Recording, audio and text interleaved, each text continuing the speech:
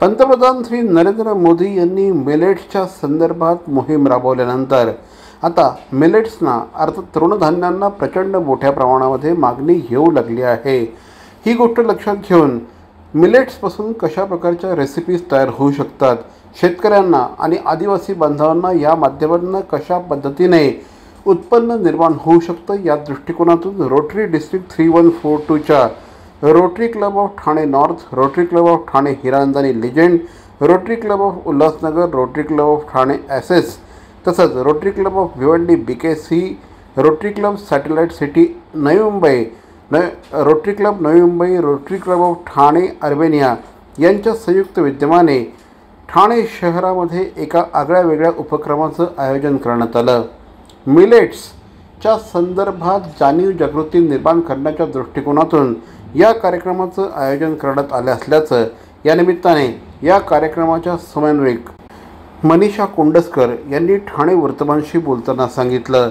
आज आम्ही हे इथे एक पाककला स्पर्धा घेतली आणि खूप जुन्या आजीच्या वगैरे अशा ज्या पाककृती आहेत त्या त्यांना इथे मांडायला सांगितलं आहे आणि त्या घेऊन आम्ही 1-2 गावांमध्ये जाणार आहोत, आदिवासी पाड्यांमध्ये जाणार आहोत, तसंच बचत गटांना ते शिकवणार आहोत आणि त्याच्यावरनं इतर ते काही करू शकतात का आणि त्यातून व्यवसाय करू शकतात का याच्याकडे आमचा कल असेल आणि त्यांना व्यवसाय चालू करून देण्यासाठी गव्हर्नमेंट ऑफ महाराष्ट्राच्या इंडस्ट्री डिपार्टमेंटने आम्हाला साथ दिलेली आहे आणि असं त्याने आश्वासन दिलं की आम्ही पण तिथे गावोगावी येऊन त्यांना हे सगळं दाखवू, शिकवू आणि मदत करू। या कार्यक्रमाला प्रमुख अतिथी म्हणून डिस्ट्रिक्ट गव्हर्नर दिनेश मेहता, त्याचप्रमाणे मिसेस सोनाली देवरे आणि ख्यातनाम शेफ देवव्रत जातेगावकर हे उपस्थित होते। एन्शंट सिक्रेट्स असं या कार्यक्रमाचं नाव होतं। काही महिन्यांपूर्वी बारामती येथील मिलेट प्रोसेसिंग सेंटरला आम्ही भेट दिली होती।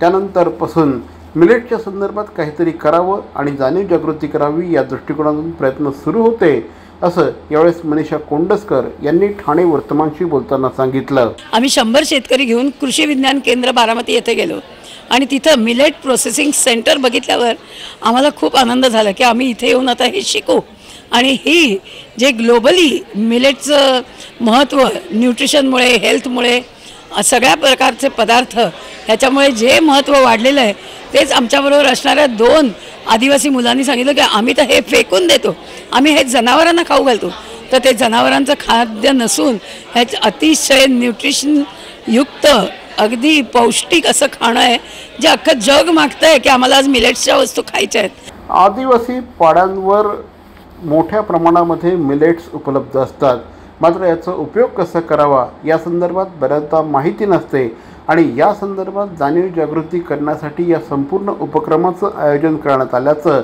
या निमित्ताने सांगण्यात आलं। और एक अच्छा बॉन्डिंग होता है, फेलोशिप होता है। जब लोग घर पे ये बनाते हैं तो बना के लाते हैं तो उसके पीछे एक मेहनत भी लगती है और उनको उसमें एक अलग तरह से उनको प्रोत्साहन मिलता है उसमें। और यही हमारा रोटरी का उद्देश्य है कि हम अच्छे से आपस में फेलोशिप करें और कुछ तो भी एक मैसेज भी दें ताकि हमारी जो पुरानी संस्कृति है उसको लोग भूल नहीं जाए, क्योंकि इसके अंदर भी काफ़ी जो है मिलेट्स के थ्रू हम लोग काफ़ी काम कर सकते हैं और हम प्रोत्साहन देना चाहते हैं। इसके जरिए एक मैसेज भी देना चाहते हैं शेतकरी को भी कि वो भी इसके अंदर सहभागी हो, भाग कर और इसके अंदर पार्टिसिपेट करें। एकंदर 52 महिलांनी या संपूर्ण रेसिपी शोमध्ये सहभाग घेतल्याची माहिती या निमित्ताने चांदनी मारवा यांनी दिली। मिलेट्स बहुत सालों से हैं, रहेंगे, लेकिन उनका मैक्सिमम यूज़ हम कितना कर सकते हैं, हम ये गाँव में जाके, आदिवासी गाँव में जाके ये सब रेसिपीज़ जो हमें आज मिलेंगी ये हम उनके साथ शेयर करेंगे ताकि वो अपने रोज़गार में उनको और थोड़ी मदद मिल सके। और हमें जितनी उम्मीद थी हमें उससे कहीं ज़्यादा रिस्पॉन्स मिला है। So I am very happy for this cookery contest. Thank you so much. मिलेट्सच्या संदर्भामध्ये आदिवासी पाड्यांवर जाऊन जाणीव जागृती करणार आहोत। आदिवासी पाड्यांवर मोठ्या प्रमाणात मिलेट्स उपलब्ध असतात, मात्र आदिवासी बांधवांना या मिलेट्सचा वापर कसा करावा हे माहीत नसल्या कारणाने त्यांना या संदर्भात जाणीव जागृती करून त्यातनं त्यांना उत्पन्न देखील कसं मिळवता येईल आणि त्यांचं उदरनिर्वाह कसं होईल हे या संदर्भात त्यांना सांगण्यात येईल असं देखील यावेळी सांगण्यात आलं। टेस्ट वाइज, हेल्थ के लिए सब कुछ बहुत अच्छा उन्होंने यहाँ शो किया और मैं सबको ये भी बोल रही हूँ कि आप अपना छोटे स्केल पे इसको बाहर लेके आओ, अपना बिजनेस शुरू करो। एक प्लेटफॉर्म देने का ये भी एक पर्पज़ है कि लोगों को काम मिले। एक अगर लेडी काम शुरू करती है तो ये चेन पीछे तक चलती है, जो पैदा करता है और फिर ये यहाँ तक आता है, फिर बाज़ार में कितने हाथों से ये गुज़रता है और कितने लोगों को इसमें काम मिलता है। और दूसरा ये सब न्यूट्रिशियस चीज़ें हैं, सबकी हेल्थ के लिए बहुत बेनिफिशियल है। एकंदर 6 रोटरी क्लबच्या माध्यमातून या कार्यक्रमाचं आयोजन करण्यात आल्याचं या निमित्ताने सांगण्यात आलं।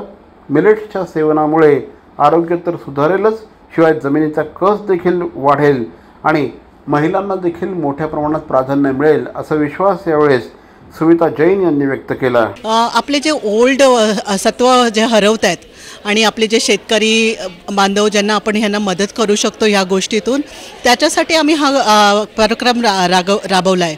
आणि याच्यामध्ये आम्ही या बायकांना ट्रेन पण केलं आहे की मिलेट्समधून कसं करायचं आणि हे आम्ही सगळ्या गावांमध्ये वगैरे सगळीकडे पसरवणार आहोत आणि त्यांना आम्ही एक प्लॅटफॉर्म देणार आहोत की ते कुठे विकू शकतात। आणि ह्याच्यातून शेतकऱ्यांसाठी पण खूप फायदा आहे की त्यांच्या जमिनीला आणि ह्याला फायदा होणार आहे आणि एन्व्हायरमेंटला फायदा होणार आहे। या कार्यक्रमाला जिल्हा उद्योग केंद्राच्या प्रतिनिधी श्रीमती कोकाटे या देखील उपस्थित होत्या।